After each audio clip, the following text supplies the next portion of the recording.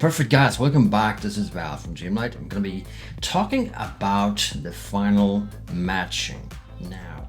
Episode 10 of our Master the Art of DAZ photo blends is about the final tweaks. And you can do some of them inside DAZ, and I'm also going to show you how we can do them inside Photoshop.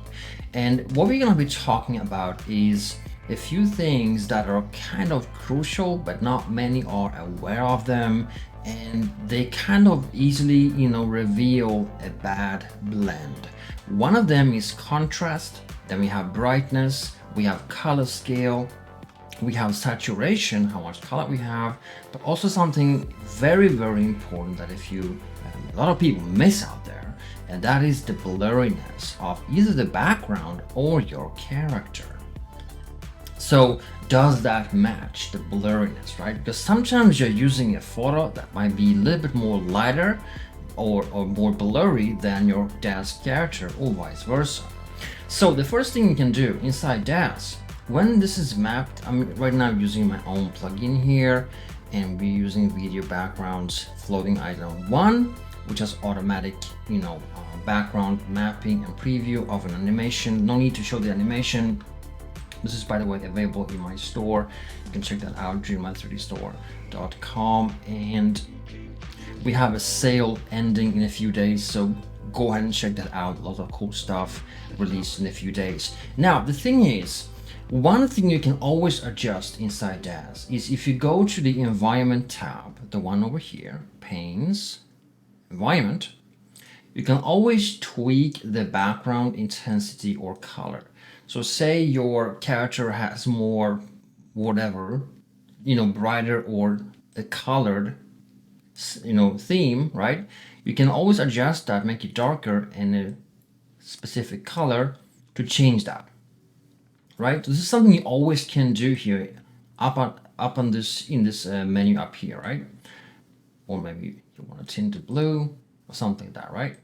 That's number one. As a kind of direct opposite to this, you've got in this particular case, the plugin here uses the built-in array, environmental lighting system, and it has an environmental tint. That's also something you can use to tint the light on your character, and that is detached from the background, right? Adjusting this does not change the background. But if you want to make it all red, you can go ahead and do that, right? And then that will match. So that is something you can do, right? Now, that's the basic stuff, right? And you got here in tone mapping, saturation, right? If your background is, well, less colorful, say, you can enter 0.5 to make, everything a little bit more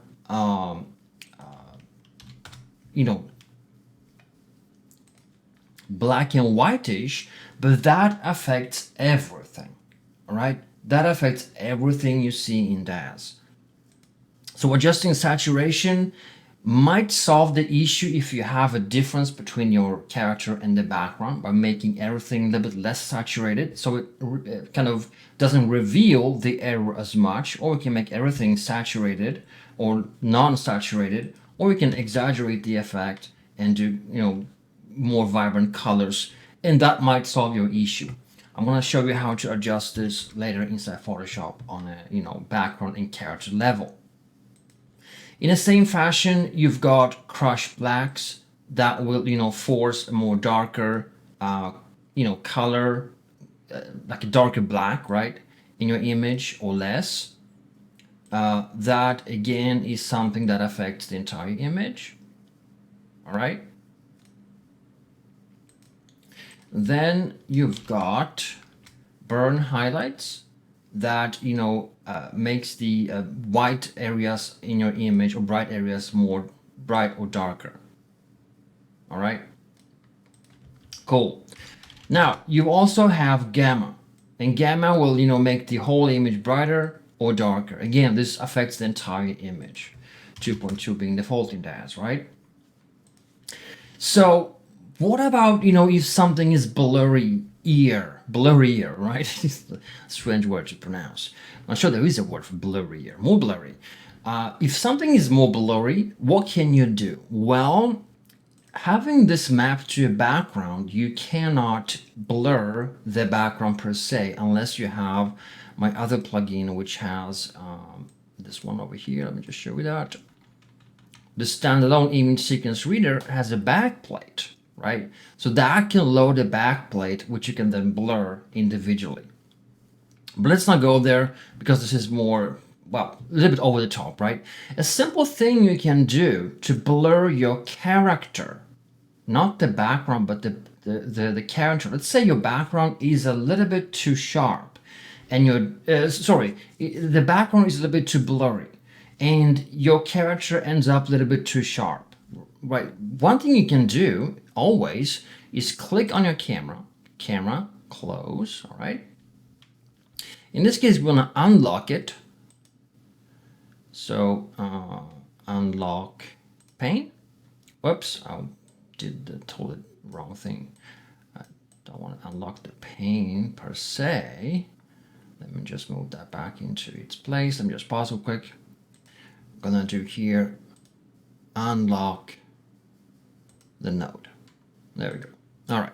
So now that we have the camera unlocked, we can change its settings, right? Add depth of field to it. As you can see, that blurs the character.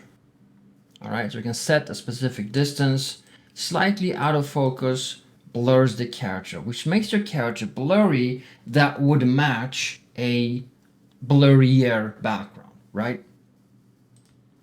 And again, I think, you have far more control inside Photoshop. So let's do a render.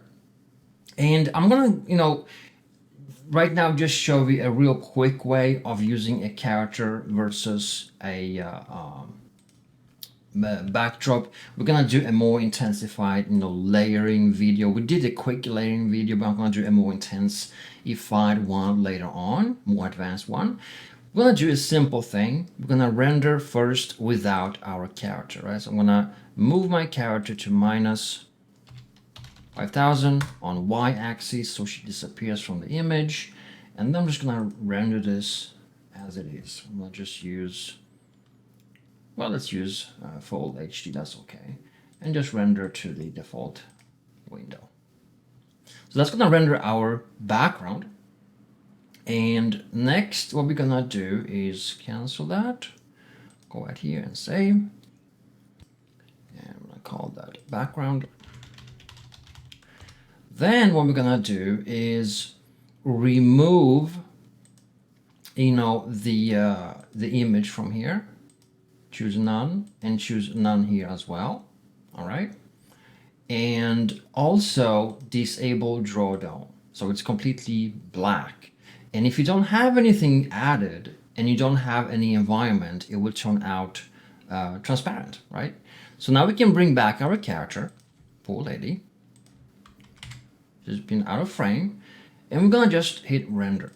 This is gonna render her with the correct lighting and all, but keep the image, the background checkerboard, which means it's, transparent, right? This is the kind of like a quick way of, working with layers, right? And now that this is done, what we can do is go ahead and save. And just, I think the semi-transparent items take a little bit longer to render. That's perfect. When we saving this, it's important to save using PNG. That will preserve the transparency. Like I said, there are other ways of rendering and, selecting characters inside Photoshop. You can render a mask inside DAZ, which we covered in the layers video, right? We're gonna do more advanced later on. Okay, let's head into Photoshop. Perfect. So here we are, and we have both, images added here. One is the background, one is the girl. I'm gonna use Ctrl A to select all, Ctrl C to copy, go back, Ctrl V to paste. Just hold down Control, hold down left mouse button, and then move her into place. The thing is, if you render like we just did here, and it lacks data in the corners, if you then paste this, it will just, use the kind of the midsection of the image and paste it right in the middle. That's why it didn't end up exactly where it was here, right? If you want to force to paste her exactly where she is, a small cool trick is to paint at the edges, so you get some data in there, right? Then you select that. Let's remove her so I can show you that. And then you paste. Then she ends up exactly as designed. And now we can remove those edges. Just select and hit delete, right? It's a little bit tricky, but that's the way it works when you are using the PNG format.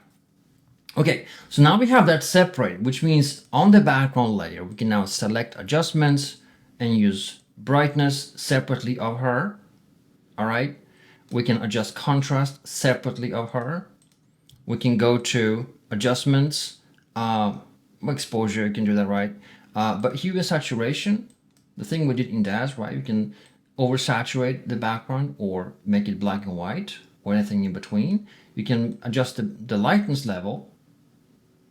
And you can also adjust hue, which is kind of like color scale a little bit, right? More importantly, you can also go into, I use this all the time, curves, and say you want to have an image more orangish. You can then tune down the blue tone of it, all right, and the green to half of that.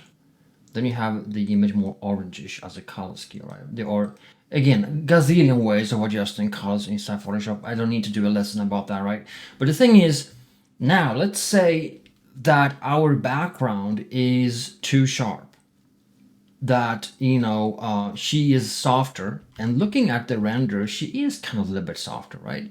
So we could maybe soften the backdrop a little bit. So having the backdrop selected, you can just go into blur, Gaussian blur, not that much, and choose maybe 0.5 or 1 or 2 or whatever you need to match your character. By the way, you can fake a really cool depth of field here as well using this technique, right?